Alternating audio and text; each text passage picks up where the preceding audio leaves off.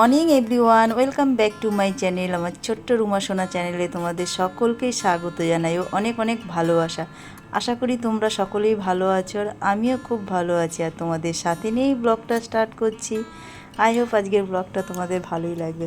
আর সকালবেলায় সমস্ত কিছু কাজ সেরে বাইরে মর্নিং ওয়াকটাও করে নিলাম, তারপরে একটু যোগা করলাম, করে ঠোরে তারপরে বোতলে একটু মানে খাওয়ার জল ঠল বললাম। আর আমার এইটা যে এখন জলটা খাচ্ছি সেটা গরম জল করা থাকে ফ্লাক্সে, মানে এটার ভিতর অনেক কিছু দেওয়া থাকে, তো একদম বলতে পারো যে র চায়ের মতনই। তো এটা লেবুর থেকে শুরু করে সমস্ত কিছু মানে যেটা আমার ঘরের মানে মশলা আছে সেসব মানে দিয়ে ফুটিয়ে এটাকে রচার মতন করে ফ্লাক্সে রেখে দিই জলটা। আর এই জলটা সকালবেলার দিকে খাই আর এদিকে রাতে ঘুমানোর আগ দিয়ে তখন খাই, মানে দু টাইম আমি খাই।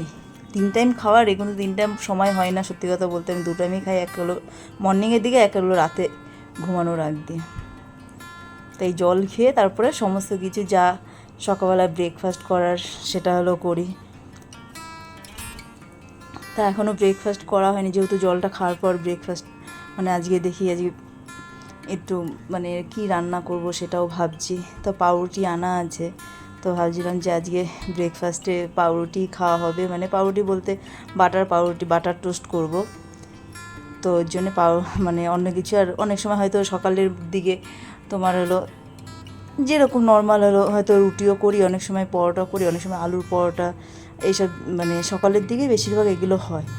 আর না হলে এই যে রুটি এনে রাখি শর্টকাটে, যাকে বলে বাটার টোস্ট, সেটা করি। অনেক সময় হয়তো ডিম দিয়েও করি, তো আজকে ডিম দিয়ে করবো না, আজকে বাটার টোস্টই করবো।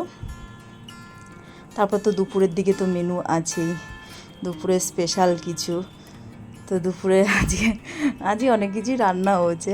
আজকে মটন আনা হয়েছে, তো মটন রান্না হচ্ছে। আর ডাল তো আমার ঘরে যা কিছুই হোক না কেন ডাল আমার করতেই হবে, ডাল হলো ফেভারিট। তো ডালটা আমি করেছি, পাঁপড় ভাজা আর একটু চাটনি। আর আজকে মানে বলতে পারো একটু পায়েসের জায়গায় আজকে সিমই, ওটা সকালের দিকেই করেছিলাম, ওটা দুপুরের দিকে না, ওটা সকালে মর্নিংয়ের দিকেই করেছিলাম। বাটার টোস্টের পরেই সিমই খাওয়া হচ্ছিল সকালের দিকে। তা ওই দুপুরের দিকে রান্না করে টোরে স্নান সকালে এক হলো সকালের মর্নিংয়ের দিকে স্নান করে, কারণ যেহেতু অনেক সময় হলো সকালের দিকে পুজোটা দিয়ে আবার কাজকর্ম করার পর বিকেলে এক সময় আবার স্নান করতে হয়। তো অনেক সময় হয়তো আমি না পুজো দিলে ছেলেকে দিয়ে দেয়, ও দেয়, মানে ছেলে দেয়। তা এখনও স্নান করা হয়নি, যেহেতু এখন এইদিকে সমস্ত কিছু কাজকর্ম বাকি আছে, তো এইগুলো সব কমপ্লিট করে বিশেষ করে ঘর টর সব মুছে তারপরে স্নান করে তারপরে পুজোটা দেবো।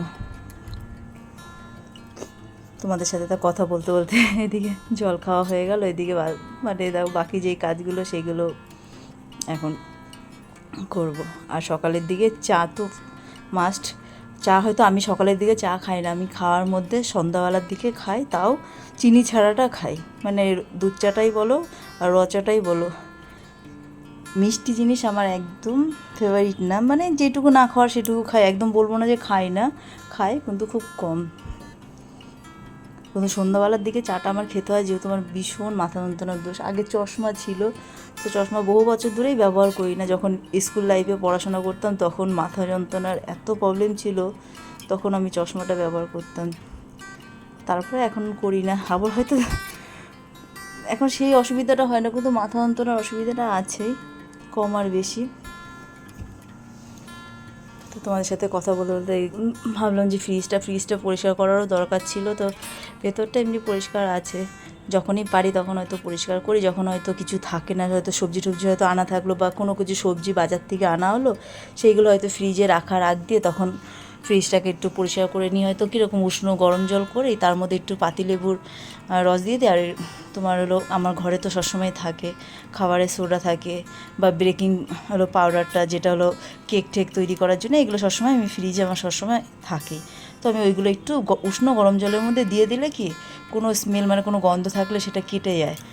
আর বাইরেটার আমি পরিষ্কার করি এখন, তো তাও যেহেতু ওই জলের মানে যেহেতু সন্ধ্যাবেলায় বলো আর সকাল মানে দুপুরের দিকেই বলো, যখন স্নান করা হয় বা পুজো দেওয়া হয় গঙ্গার জল ছিটানো হয়, সেইটা হয়তো দাগ ঠাক অনেক সময় পড়ে থাকে, বা অনেক সময় হয়তো ফ্রিজটা তো ব্যবহার করার জিনিস, সবসময় হয়তো ফ্রিজে হাত দিচ্ছি জল হাতে, সেই জলের দাগটা থাকে, তা সেইগুলোই পরিষ্কার আলো করছে। আর এগুলো কি আমি শ্যাম্পুটা দিয়ে ফ্রিজটা পরিষ্কার করলে না ফ্রিজটা সত্যি খুব সুন্দর একদম গ্লেজ দেয়।